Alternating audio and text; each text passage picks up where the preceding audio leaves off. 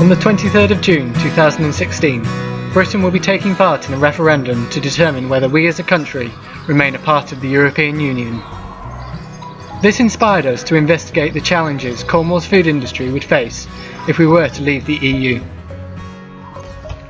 Cornwall has less than 1% of the UK's population, but EU funds in the next 6 years will account for 5% of the total UK investment. Cornwall receives millions of pounds of EU regeneration money. A substantial amount of this goes towards subsidies for farmers and fishermen in the county.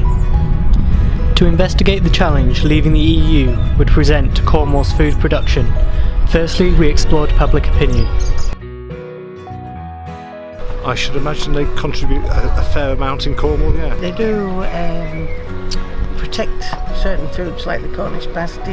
Well, it means there's less restriction on maybe imports and exports and things like that. I'm sure there's a lot of food comes from the EU, but I'm not sure whether being in the EU actually affects what we'll eat or what we'll get. Personally, I don't think it'd make a big difference at all. No. No, probably not, no. Possibly, again I don't know a great deal to be honest. Probably notice it in my pocket maybe. So how do public views differ from those working in the food industry? The main problem with the EU, as far as I can see, is relating to fishing, is that it has been destroyed by the EU.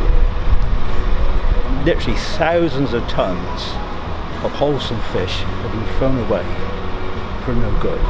An FAO study shows that 13% of fish caught in the North Atlantic are discarded each year, accounting for 26% of total discards. The way that the EU works is not fair at all for British fishermen. British boats are allowed to catch 250 kilos of haddock per month, and the French are allowed to land 2 tons a day. I think that if we leave the EU, then we'll be able to regain our own fishing quotas and we can set them to a sensible level. The main objective of the EU's Common Agricultural Policy is to provide a safe, affordable and stable supply of food for consumers, whilst maintaining a decent standard of living for farmers in the EU. I think if we left the EU, things would be tough for farmers. I feel that the European Union are giving us a safety umbrella because we get a certain amount of subsidy, but we've got a guaranteed market for our product. The Common Agricultural Policy remains the EU's biggest area of spending, although its share of the budget is falling. EU subsidies account for 50% of British farming incomes. We need subsidies to keep farmers in business. I think the trade would carry the same, I honestly do. We then talked to academics who provided a context to some of the issues brought forward by those in the industry.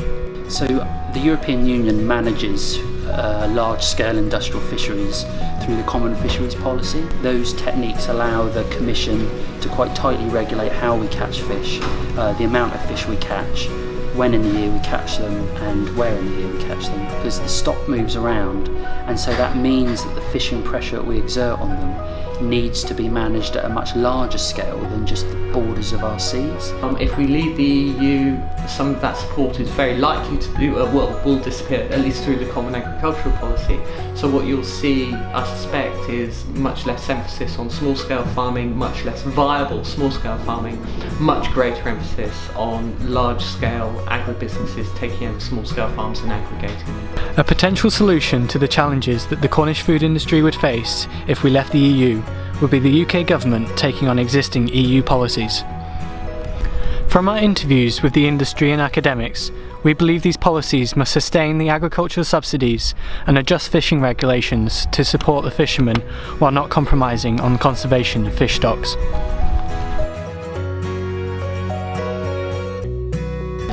We don't know until we do it, do we?